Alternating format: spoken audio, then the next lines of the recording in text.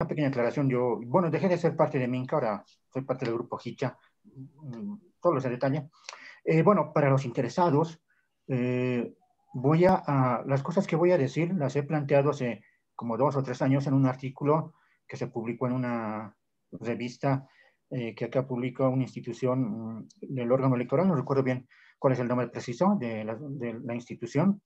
Y bueno, me pidieron un artículo, que es muy raro que ese tipo de instituciones me pidan algo a mí. Y bueno, hice algo. Titula Jóvenes e indígenas en el proceso de cambio. Proceso de cambio es el nombre que el gobierno del MAS le dio a su gestión, a las sucesivas gestiones que tuvo.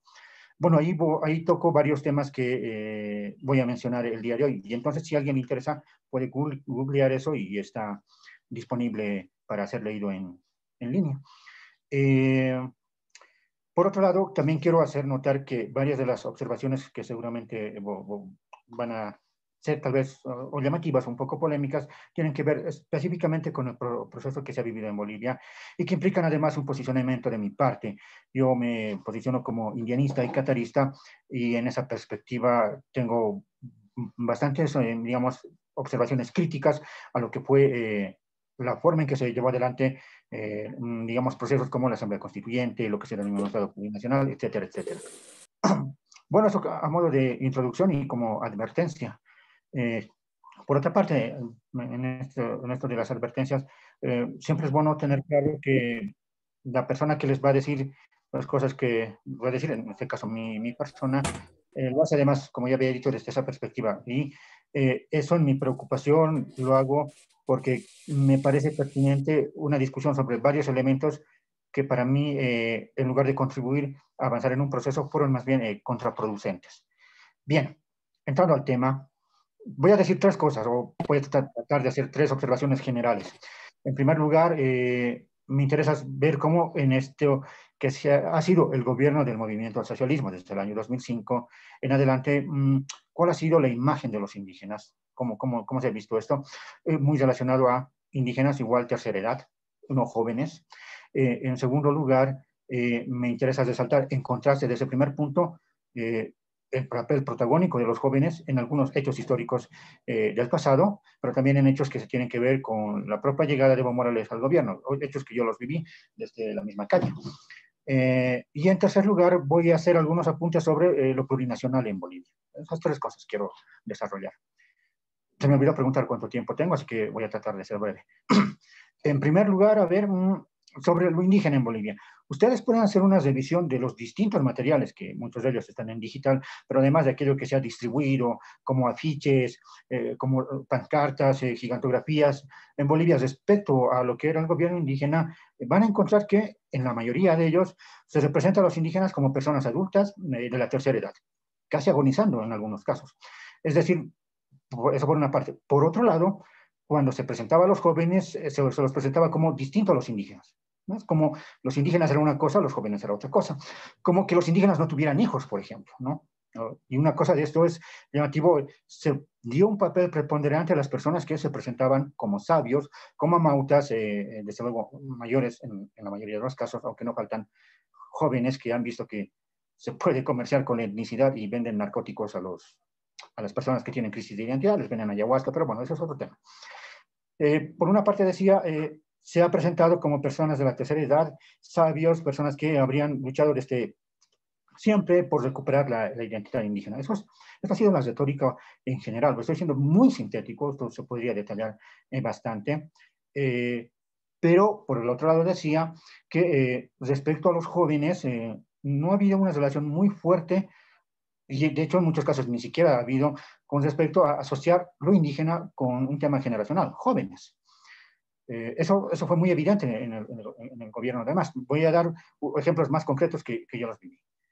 Entre el año 2000 y el 2005, no era el presidente Evo Morales, el más no había llegado al gobierno, se dieron varias movilizaciones en Bolivia protagonizadas por jóvenes, luego haré otros detalles al respecto, pero en ese proceso emergieron expresiones culturales de estos jóvenes que en su mayoría viven en la ciudad, en las áreas periurbanas, áreas urbanas, y que expresaban su identidad, por ejemplo, en rap en Aymara, en rock en Aymara, y eso era parte de esos años, o sea, por decirlo así, había en ciertos meses gran tensión social, movilización, etcétera, y también por ese periodo, y después podía uno ir a algún encuentro cultural de jóvenes donde estaban ahí los jóvenes cantando en Aymara, haciendo rap en Aymara o haciendo rock en Aymara. Curiosamente, y esto es muy importante apuntarlo, después de que llega el gobierno del MAS, se posiciona Evo Morales, la retórica sobre lo indígena va a posicionar como referentes, insisto, los sabios, gente que, digamos, vive exclusivamente en el área rural, gente que se apega a su cultura, que no, como que no acepta los cambios, y que eso se parece más a los menonitas, por ejemplo, a mi papá, a mi mamá, a mis abuelos, o sea, a las personas que vienen de mi mismo origen, no se parece nada a esa descripción que el gobierno había promovido como estos son los indígenas.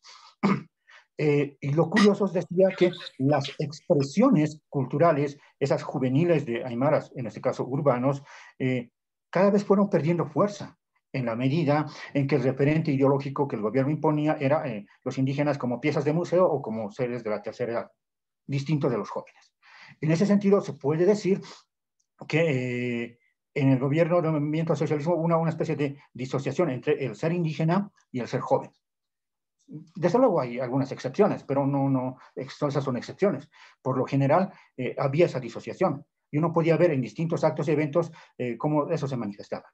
A ello se puede agregar que el papel de los indígenas era hacer ceremonias, por ejemplo, hacer rituales que no se hacen en los pueblos, que eso está bien para esas ceremonias que se han presentado como ancestrales, como ceremonias para distraer turistas, para divertir, para, no sé, embaucar a algún gringo y decirle que con esto vas a obtener eso tal y cual cosa. Bien, eso se hace también en Cusco y nadie dice en Cusco que están liberando al indio.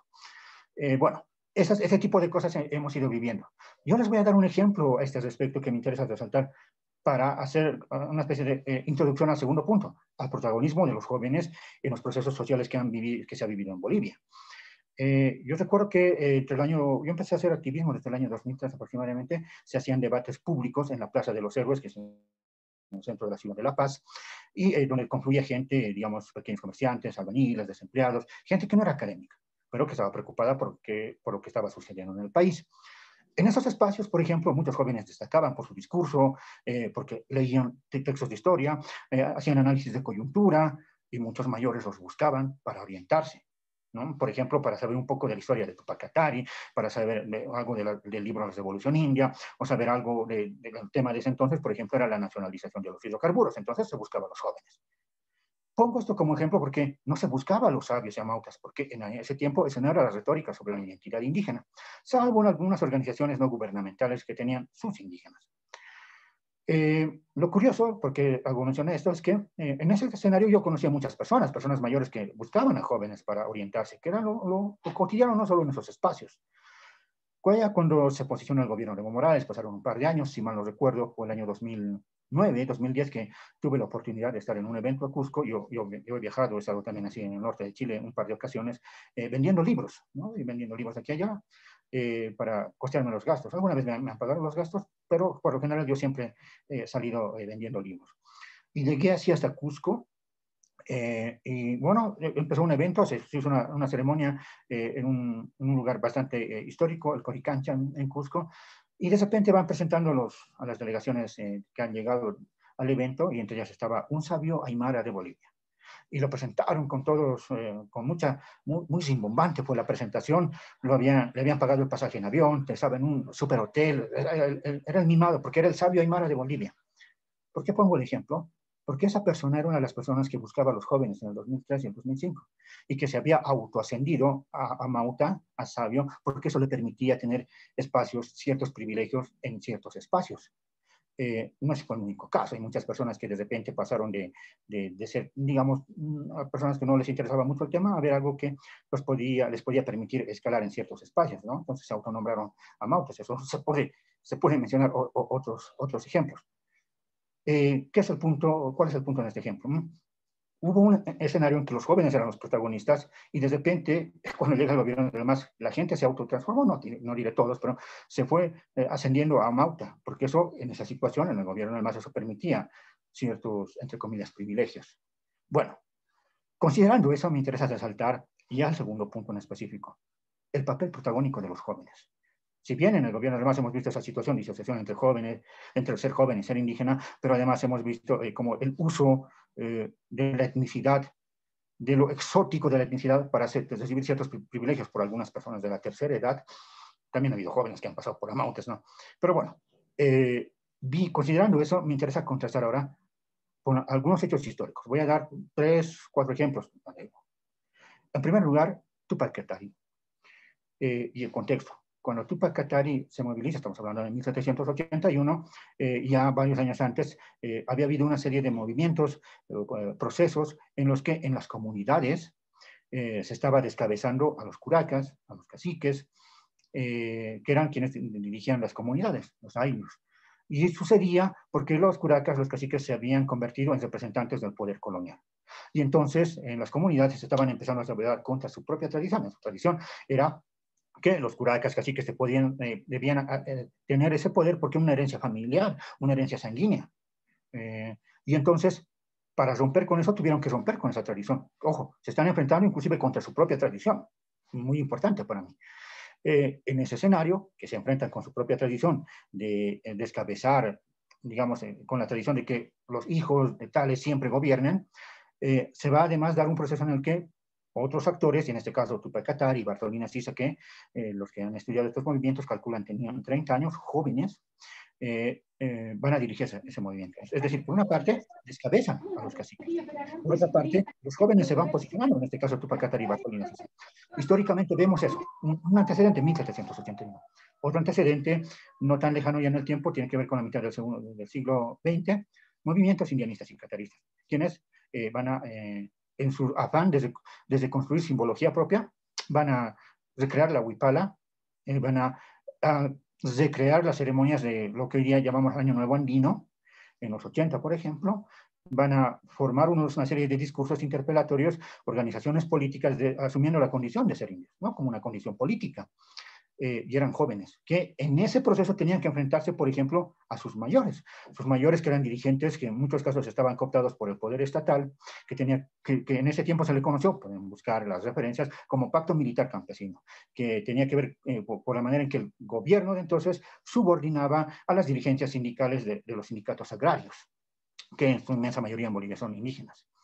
Entonces, uno ve en este proceso cómo van emergiendo jóvenes que se enfrentan contra ello, se inventan su cultura, porque uno puede ver las fotos antes de eso, no va a encontrar un montón de huipalas. Después de eso va a ir viendo cómo de poco a poco se va posicionando, por ejemplo, la huipala. Entonces ahí tenemos otro ejemplo histórico de cómo la importancia de los jóvenes. Un tercer ejemplo en el que yo ya tuve presencia, en el que yo puedo decirlo a modo de testimonio. El año 2003 decía que yo había empezado en el activismo y yo encontraba en las calles, y eso es lo que me llamó la atención, jóvenes de origen aymara, discursando, organizando a la gente. En las movilizaciones fueron movilizaciones muy fuertes. Si quieren pueden ver un documental, si no me equivoco, está en YouTube, se llama La Guerra del Gas, que tiene que ver con el año 2003 y lo que sucedió en Bolivia. En ese proceso yo veo muchos jóvenes activos en las calles, jóvenes indígenas reivindicando su origen. Un dato curioso, para mí es curioso, no sé cómo lo tomen ustedes. Cuando pasaban ese tipo de movilizaciones, yo recuerdo de un programa de televisión que anunciaban, eso era muy raro ver en un programa de televisión a los actores jóvenes, además indios, en la tele eso no los podías ver, era muy raro. Y entonces anunciaba, decía en este programa de televisión, después del corte volvemos para hablar con jóvenes que lucharon, si no me acuerdo, por el 2003 o el 2005. Y bueno, yo emocionado porque decía, voy a ver a esos jóvenes que estaban en las calles luchando, jóvenes de mi origen, que reivindicaban su identidad, etcétera, los voy a ver en la tele, por fin les dan espacio, así yo pensé. Sin embargo, pasa el comercial, vuelve y presenta a unos jóvenes que en Bolivia, en La Paz específicamente, les decimos jailones, pueden ser los caras, blancoides, blancos, bien. Entonces, presenta un grupo de jailones cuya lucha había sido agarrarse de las manos en una plaza, en un barrio residencial. Esa había sido su lucha, por la paz, mientras estaban masacrando a la indiana, ¿no? Curioso para mí porque los jóvenes eran protagonistas en las calles, eran de origen aymara, pero ni siquiera en los medios de comunicación aparecían, dando su versión de cuál era el sentido de su lucha. Bien, pongo esos 3 ejemplos en este punto. Y el último es importante porque tiene que ver con lo que estamos hablando del 2003, 2005, y ya a finales del 2005 va a dar lugar al triunfo del movimiento al socialismo. y con todo lo que ello va a significar en adelante, por ejemplo, un cambio de contratos que se va a presentar como nacionalización de los hidrocarburos y la convocatoria y la realización de una asamblea constituyente. Idea que se posicionó el año 2005, en 2003 nadie pedía asamblea constituyente en las calles. En ONG sí, eso ya se estaba trabajando. Bueno, eso en general, sobre este punto, ¿no? Entonces, los jóvenes han sido muy importantes y sin embargo, en contraste con el primer punto, como decía que se ha tomado a los jóvenes en el gobierno y demás, hay como una falta, siendo bien pensado, de comprensión por quienes han ejercido el poder político para ver la relación entre ser joven y además tener una lucha con una afirmación identitaria. ¿No? Finalmente, ya esto voy a tratar de ser breve, algunos apuntes sobre lo plurinacional. Yo creo que uno de los problemas que hemos tenido con esto de lo plurinacional es, bueno, como dato histórico, dos datos históricos. El primero, uno que suelen mencionar es que la idea del Estado plurinacional ya estaba contenida en un documento de la CSUTB, la Central Única de Trabajadores Campesinos de Bolivia, que data, si no me equivoco, del año 1983 o 1984. Sin embargo, uno puede encontrar un dato más antiguo, de 1978, en un documento del movimiento indio Tupac Katari, MICA, uno de los fundadores de este movimiento, que se fundó en 1978, también ese mismo año que sale este documento, fue Felipe Quispe. Y en este documento se encuentra ya la idea de Estado plurinacional. No podemos discutir si lo que ellos escribían tiene que ver con lo que hoy día estamos viviendo, pero me interesa resaltar que hay antecedentes respecto a la idea de Estado plurinacional.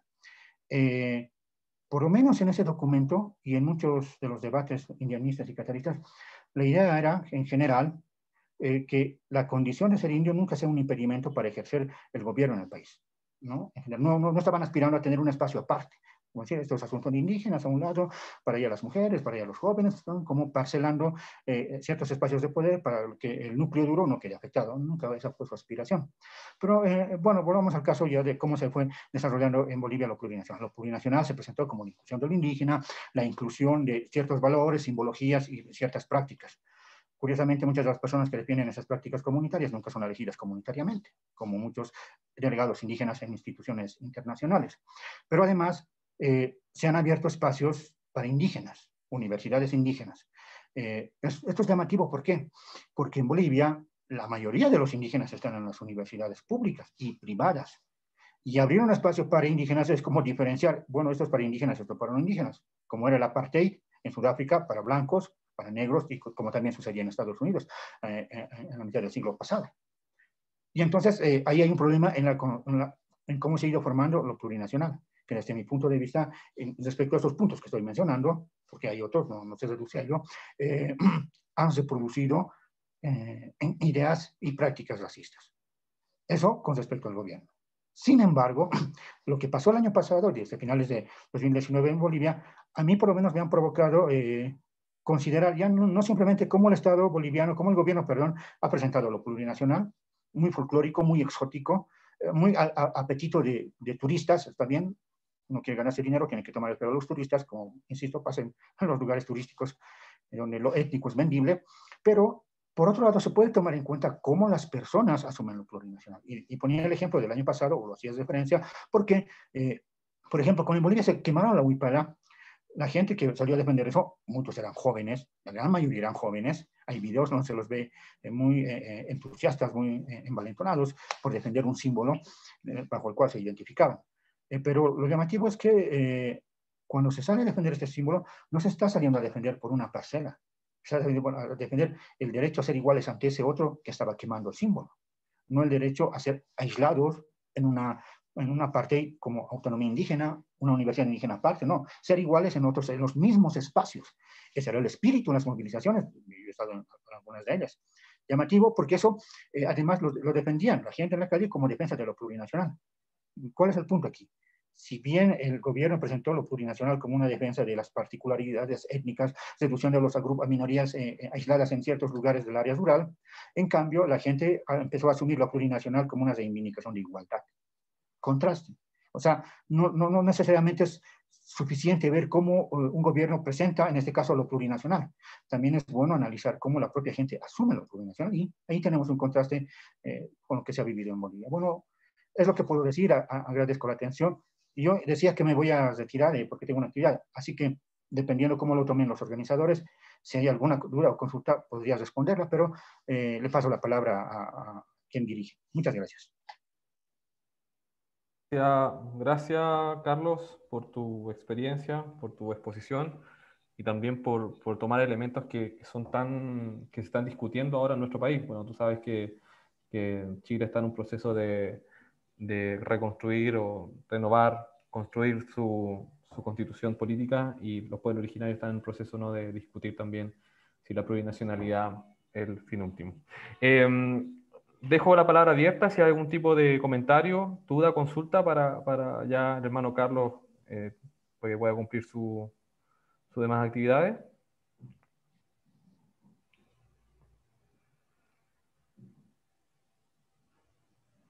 Si no es así, entonces para darle paso a nuestro segundo expositor, el doctor Eddie Burgoa Ceballos. Gracias, Carlos. Muchas gracias.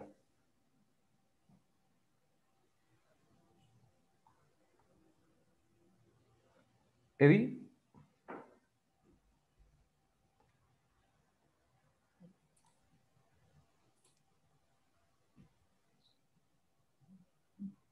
¿Aló?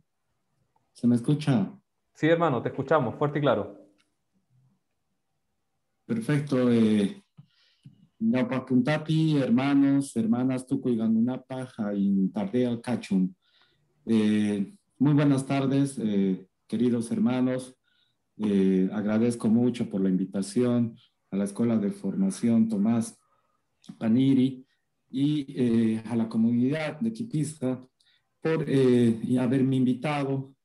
Hoy vamos en mi exposición, voy a presentar una visión panorámica del tratamiento constitucional de los pueblos indígenas a partir de los ciclos de reconocimiento de los estados y los modelos constitucionales hasta entrar al ciclo del estado plurinacional con la participación de los jóvenes.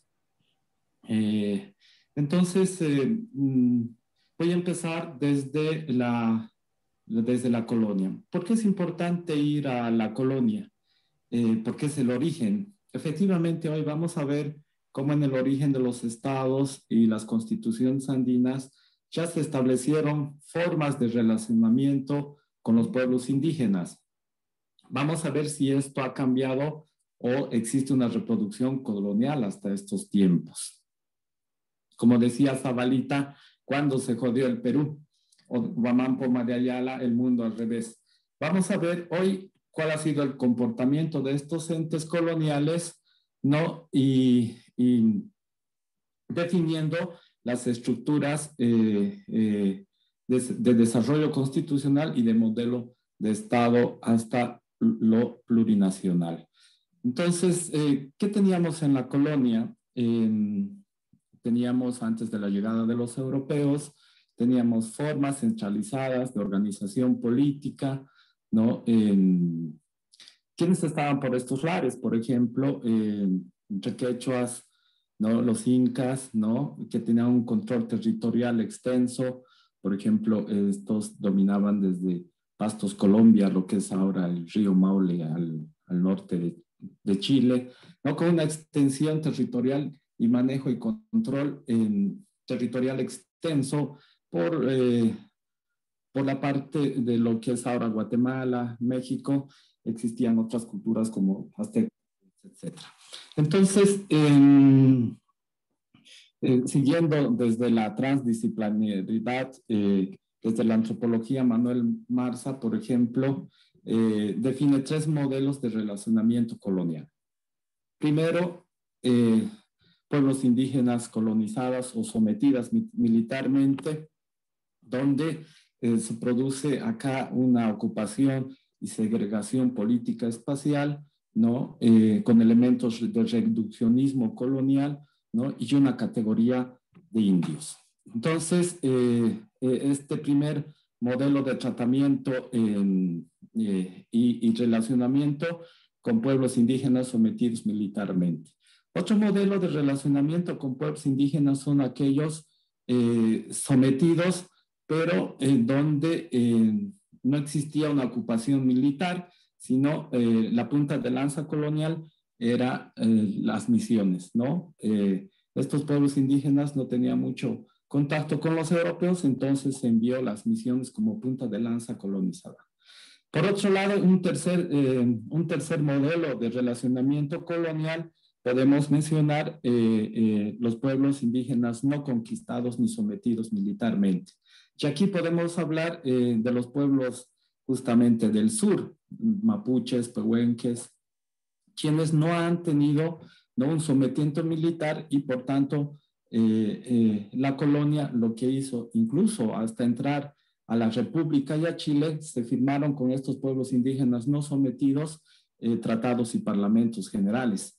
Lo mismo pasó en lo que es ahora el norte de Estados Unidos. Ahí no había ejércitos, sino eran más huidos de la guerra de religiones, ¿no? Y se establecieron tratados y parlamentos generales, aunque nunca se cumplieron. Por ejemplo, el parlamento del Tapigüe, ¿no?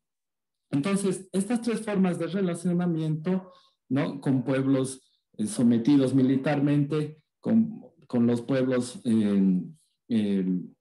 no sometidos militarmente, pero con la punta de lanza de las misiones, y estas que no fueron sometidos ni militarmente, donde se firmaron tratados y parlamentos generales.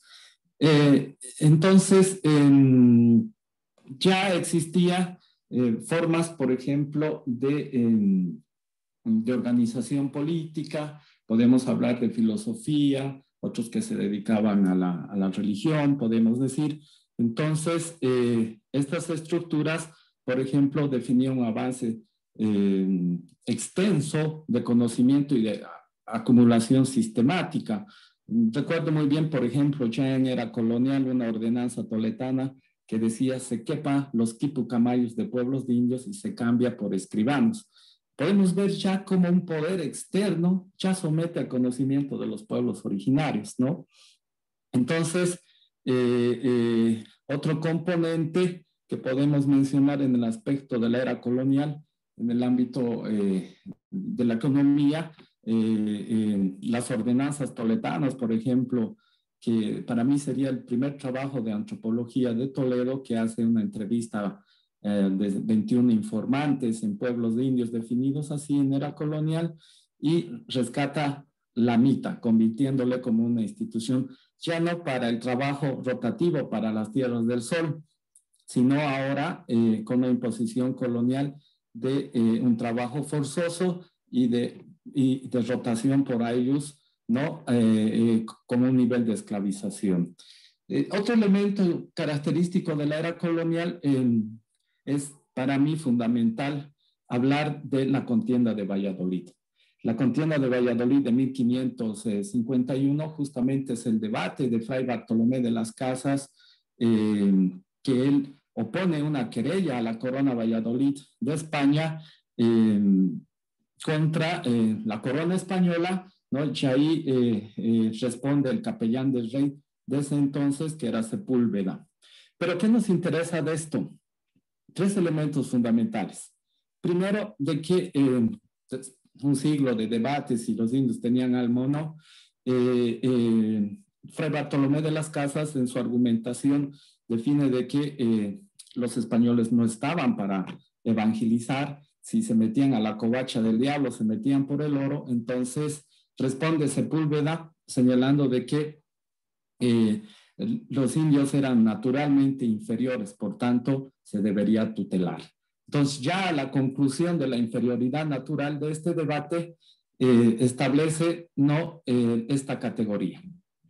¿Cuánto hemos superado esto? Ya ingresando al constitucionalismo liberal, se instituyen estados criollos, ¿no? Censitarios. Yo defino la constitución liberal como una partida de nacimiento que nunca se parecía a la criatura. Es decir, estos estados liberales lo que hacen es consolidar un estado criollo con categorías censitarias, reduccionistas, y algo que la era colonial del siglo XVI-XV reconoció, por ejemplo, las reducciones de tierras de Indias. Bolívar lo que hace, y en la mayor parte de las constituciones andinas liberales, es extinguir las tierras colectivas y se impone las haciendas. ¿Quién era el sujeto constituyente? ¿No? los estados liberales lo que hacen es desconocer a la mayoría poblacional originaria, ¿no? Y simplemente eran reconocidos ciudadanos los prósperos, ilustrados y con patrimonio. Entonces, vamos viendo, ¿no? Que esta categoría liberal lo que hace es la convergencia de los indios en ciudadanos, pero con una exclusión total. Ya avanzando al horizonte constitucional, social, por el 38 Bolivia, ¿no? Por el 42 el Ecuador, ingresan a raíz de la Revolución Mexicana de 1810 y un constitucionalismo, 1910 y un constitucionalismo ya social de 1917, ¿no? Que va a tener ya otro tratamiento respecto a los pueblos originarios. Ya no hay una categoría de indio, se les reconoce como campesinos, con tres características, ¿no? Reconocimiento de entidades colectivas, algún acceso a las tierras, ¿no? Pero sin que el Estado-Nación renuncie, ¿no? A su categoría de reconocimiento Estado-pueblos. Entonces, ya en el derecho internacional podemos hablar de ratificaciones como el Convenio 167, ¿no? De 1967, que contiene el artículo 2, que contiene un posicionamiento integracionista al Estado señorial. No hay una visión de libre determinación, menos de autogobierno para las naciones y pueblos indígenas, sino un Estado que categoriza, ¿no? Como sujeto campesino, ¿no? Y otorgándole ciertos derechos en un ámbito raquítico hacia los pueblos indígenas. Ya entrando a la era de los tres ciclos de consolidación de los estados plurinacionales y los modelos constitucionales pluralistas, siguiendo a la Raquel Irigoyen, pues entramos ya a partir de los 80, 90, 91 a los estados multiculturales, ¿no? Fruto de luchas de reivindicación en el escenario nacional e internacional, ¿no? La marcha de los pueblos indígenas de tierras altas junto a tierras bajas, reivindicando sus derechos de acceso a tierra, territorio, pues rediseñan reformas constitucionales con procesos participativos que lo que hacen es simplemente reconocerse como multiculturales, ¿no? Podemos decir que la pionera de este horizonte constitucional vendría a ser la Constitución canadiense, ¿no? Ya en el escenario académico, todo un debate del multiculturalismo, ¿no? Hay académicos como Taylor, ¿no? Kim Lika, quienes desarrollan una visión de la ciudadanía multicultural neoliberal, ¿no? Es decir, el resultado en el aspecto económico de estas constituciones, ¿no? Se establece el regreso de corporaciones y empresas extractivas y los estados llegan a establecer esos niveles y acuerdos categóricos. Entonces, en un estado multicultural se reconoce tibiamente, ¿no? La diversidad de pueblos, pero sin, por ejemplo, establecer potestades jurisdiccionales a los pueblos, en lo que respecta, por ejemplo, en el ámbito jurídico, sin capacidad de autorregulación, es decir, no hay un reconocimiento explícito, por ejemplo, a sus sistemas de regulación. Ya entrando al ciclo de lo plurinacional, estaríamos hablando ya del 2002 al 2005, ¿no? Ya los estados van a tener una composición a raíz de la ratificación en la mayoría de las constituciones andinas, ¿no? Del convenio 169 ya de la OIT, ¿no? 91 por acá, ¿no? 94 por Ecuador, 98 por Brasil, etcétera. Entonces, ya hay una ratificación de instrumentos internacionales y los estados y los modelos constitucionales ya asumen otras dimensiones, incorporan y refundan nuevos derechos colectivos de las naciones y pueblos indígenas, y podríamos hablar ya de un quiebre hacia la mirada de Estado-nación monocultural, de un Estado monoteísta, de un Estado excluyente, criollo y blancoide. Entonces, ya el tercer ciclo de lo plurinacional, con dos constituciones, para mí muy sofisticadas en materia del concepto de la plurinacionalidad, la de Ecuador el 2008 y la de Bolivia el 2009, resultado de procesos constituyentes donde dejan ese modelo y herencia colonial y tienen un proyecto de descolonización. Se constitucionalizan los valores de los pueblos y naciones indígenas en toda la parte del principio del Estado constitucional, que tiene un elemento de complementariedad con el Estado plurinacional, ¿no? Y se definen ya con un objetivo de descolonización del Estado. Entonces, bajo esa figura se incorporan derechos colectivos. Bolivia en su constitución ha vaciado el convenio, la declaración y la declaración americana en las constituciones, reconociendo el derecho a la libre determinación y el autogobierno y sobre todo la definición de preexistentes a las naciones y pueblos como sujetos políticos, ¿no? Y la Constitución de Ecuador va mucho más allá porque lo que hace justamente es declarar sujeto de derecho, por ejemplo, a la madre tierra, ¿no? A la Pachamama. Entonces, estas constituciones tienen un reto. Ya hablan de derechos bioculturales, de los derechos ecoculturales, ¿no? Y incluso van dejando el concepto desarrollista, ¿no? Del extractivismo, van dejando la herencia colonial de la visión antropocéntrica, por ejemplo, de los derechos humanos, y lo que se hace es romper esa hegemonía e incluso definir en el ámbito de la justicia, por ejemplo, estas constituciones lo que hacen es reconocer un pluralismo jurídico de carácter igualitario, ¿no? Por ejemplo, la Constitución boliviana en su artículo 179 define que la justicia indígena originaria campesina tiene igual jerarquía que la ordinaria y la otra jurisdicción agroambiental. Entonces, se va dejando esa herencia colonial, ¿no? Resultado de procesos participativos y políticos, ¿no? Como actores, quienes en la Asamblea Constituyente, la mayoría eran jóvenes, ¿no? Constituirse y consolidarse desde el activismo, pero también desde el instrumento político, quienes han comandado un proceso de emancipación. Ya diría yo, este último ciclo de la plurinacionalidad, ¿no? Entramos a un retroceso y a una tendencia regresiva, ¿no? Con el gobierno de facto, ¿no?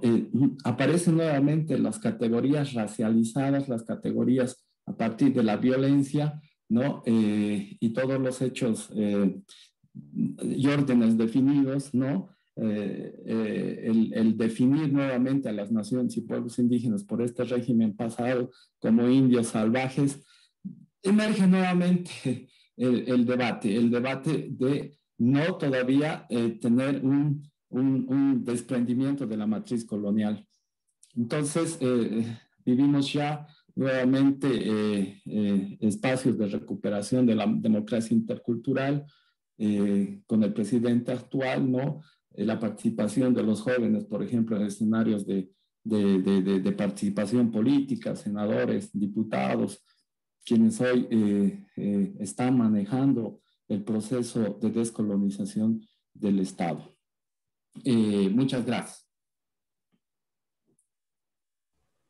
Gracias, hermano Eddie, por su exposición y comentarnos cómo nace la construcción de un Estado plurinacional como el que tienen ustedes ahora en Bolivia. No sé si invito a alguien a hacer algún tipo de comentario, consulta al hermano Eddie. Aprovechar también a los jóvenes que puedan zanjar sus dudas referente a cómo se llegó al Estado plurinacional.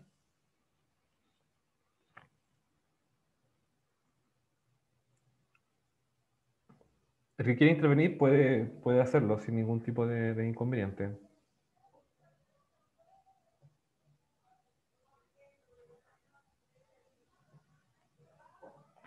Bueno, Eddie, acá hay una pregunta. Dice, ¿cuáles serían los pasos de los jóvenes chilenos provenientes de pueblos originarios para llegar, puedan hacer llegar a cambiar a un Estado plurinacional?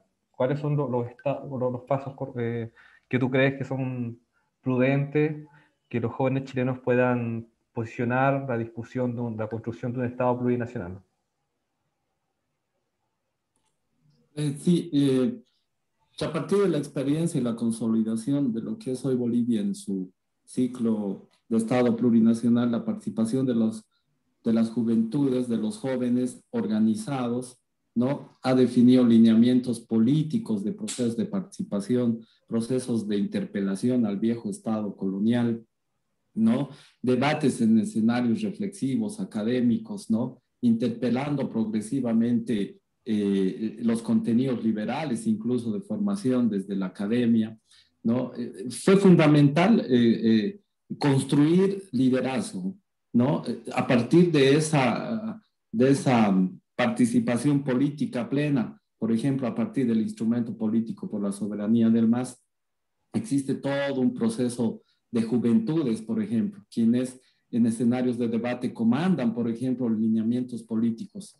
Tenemos un viceministerio de juventudes que establece políticas públicas en coordinación con organizaciones de jóvenes, pero además del activismo, la interpelación y desde la lógica, es fundamental estructurar alianzas estratégicas entre naciones y pueblos indígenas con un objetivo fundamental de establecer aportes constructivos para la consolidación real de un Estado plurinacional.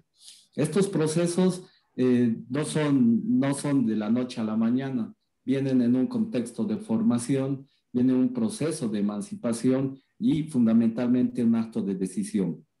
Nosotros hemos manejado, por ejemplo, la administración pública a los 29, 28 hemos sido directores, hemos asumido viceministerios, ¿no? Y ese empuje del liderazgo del expresidente Evo de alguna manera ha generado esos espacios de participación. La normativa de alguna manera acompaña, ¿no? A que tanto hombres como mujeres, ¿no? En esa paridad de participación tenga la calidad equitativa, es decir, donde haya participación y proceso político hay igualdad de género. Donde hay espacios de poder político, hay juventudes, hay jóvenes organizaciones quienes hacen construcción política verdadera del Estado plurinacional con reflexiones muy profundas. Eddie, ¿cómo se llegó al proceso cuando hablamos de descolonización, ¿no? Y dejamos de lado lo que es el paternalismo institucionalista que muchas veces tienen nuestros estados criollos o estados homogéneos o naciones únicas, ¿no? Acá vemos mucho que las instituciones públicas y privadas también tienen esta actitud paternalista frente a las comunidades y carecen que las comunidades puedan comportarse como un sujeto de derecho. Hablamos como de la neocolonización que han tenido las comunidades. Entonces, me gustaría consultarte cómo fue el germen quien despertó a las comunidades de sacudirse de este proceso neocolonizador que tienen los estados criollos, de desprenderse de instituciones paternalistas para llegar a comportarse como sujetos de derechos. Si nace porque me comentaste que nace de una generación que llegó al gobierno muy joven, o cómo se formó esa generación a través de procesos políticos ya de movimientos que venían anteriormente. Podemos mencionar quizás Felipe Quispe también, que fue parte o de autores que hacían leer, o autores locales como el profesor Fausto Reinaga. No sé si nos podría comentar aquello. Sí, ha habido procesos políticos, como digo, con distintas visiones, ¿no? Desde el indianismo, ¿no? Que interpelaba a los estados-nación coloniales, ¿no? Por ejemplo, procesos a partir de las organizaciones indígenas originarias agrupadas en organizaciones matrices a nivel nacional, regional, departamental, espacios de toma de poder y decisión desde abajo para llegar a establecer lineamientos, propuestas, ¿no? Resultado de debates intensos, ¿no?, de voluntad política de los jóvenes como camino de emancipación, acuerdos políticos emancipatorios que llegaban a generar construcciones colectivas. Es decir, ¿no?, definimos, por ejemplo, una ley de juventudes elaborada ya no en un gabinete de juristas especializados, los propios actores que en procesos participativos definían cuál era el lineamiento, cuál era la necesidad para establecer mayor nivel de proceso de participación. Y sí, evidentemente, líderes aymaras como nuestro hermano Felipe Quispe, nuestro hermano Evo Morales desde la región del Trópico, ¿no? Desde las universidades, ¿no?, aymaras, quechuas, desde las universidades públicas ya existía espacios de definición, espacios de interpelación, espacios de emancipación, porque eran generadores de propuestas, eran generadores de caminos políticos que al final lograron esa consolidación de lo plurinacional. Es decir, dejamos de tener una participación funcionalista, un proceso de participación cómodo, y decidimos establecer a partir de una lucha revolucionaria, a partir de una consecuencia permanente que nos llevó a establecer espacios de poder político hoy que están asumiendo, por ejemplo, Erwin, yo te comento que el presidente del Senado es un joven andrónico, y la Asamblea Plurinacional de Bolivia está compuesta por puros jóvenes. Es decir, la juventud hoy renovada está liderizando y nuevamente reencaminando el proceso histórico y emancipador de la revolución democrática cultural de Bolivia.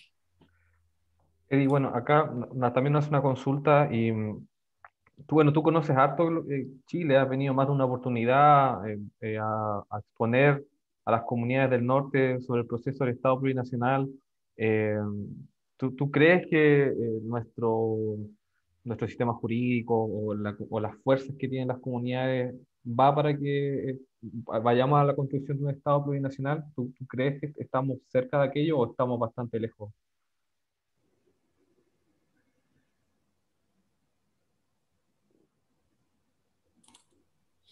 Yo creo que hay un gran reto y un reto histórico dado. Hoy, el Estado-Nación puede llegar a un nuevo ciclo de emancipación y la consolidación de un Estado plurinacional. Sí, perdón. Adelante. El reto está en construir, ¿no?, estos caminos de reencuentro, estos caminos de construcción colectiva, ¿no?, entre las naciones y pueblos indígenas.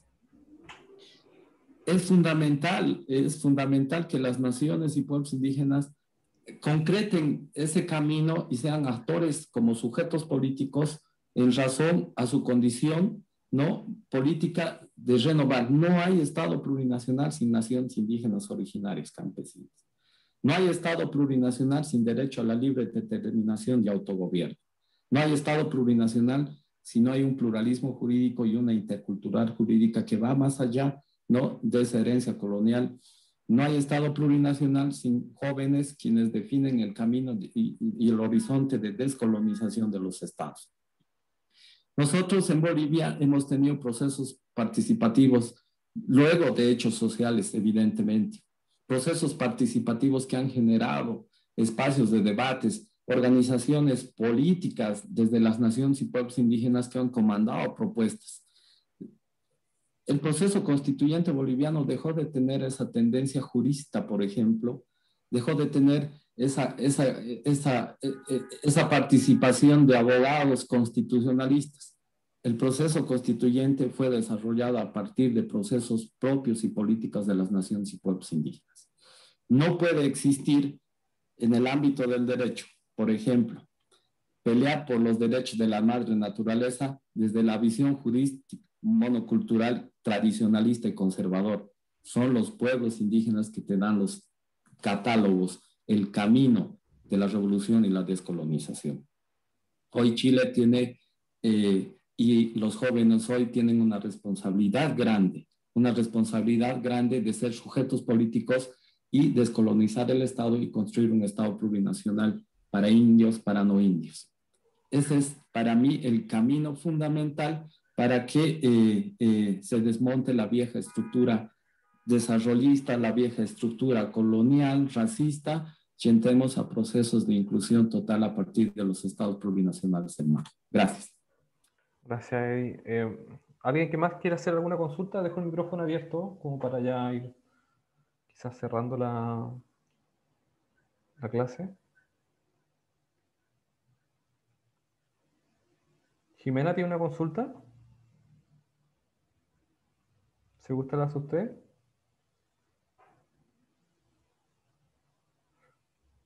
Bueno, Jimena, consulta de cómo es la relación en esta constitución plurinacional con los grupos económicos de tu país, con la clase hegemónica, y qué ha sido lo más complejo en la instalación de una nueva constitución plurinacional.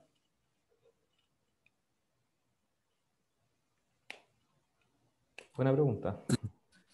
Lo más complejo, lidiar con el sector conservador racista. Nunca han sido parte de la construcción de un Estado plurinacional. Es más, el sector conservador elitista en Bolivia ha definido como república el Estado y no como plurinacional, que dicen que es un cuento y una creación de indios, retórico, folclórico. Es decir, en ellos se concibe este duro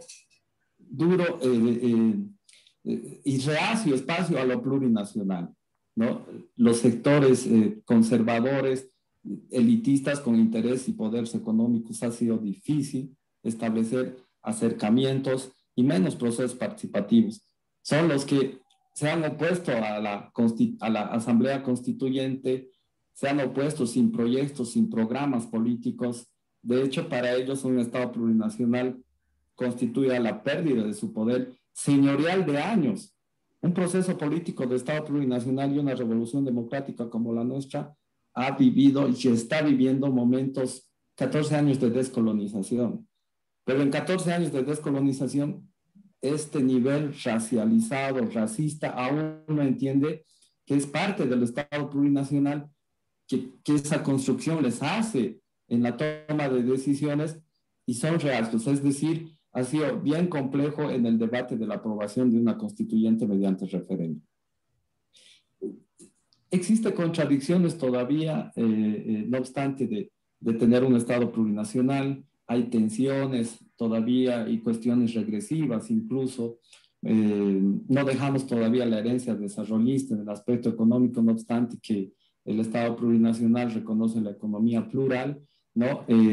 Todavía hay esa tendencia, ¿no?, extractivista en cierto momento, o una emancipación de la producción agroecológica o agroquímica. Todavía hay contradicciones, pero estamos también entrando a procesos profundos de nacionalización, estamos entrando, hay normativa de reconocimiento y respeto a los derechos de la madre naturaleza, estamos por la vía del reencuentro, fundamentalmente dejando la herencia colonial. Muchas gracias. Bueno, dejo el micrófono abierto si alguien más tiene alguna consulta, sino para ir ya cerrando esta tercera sesión.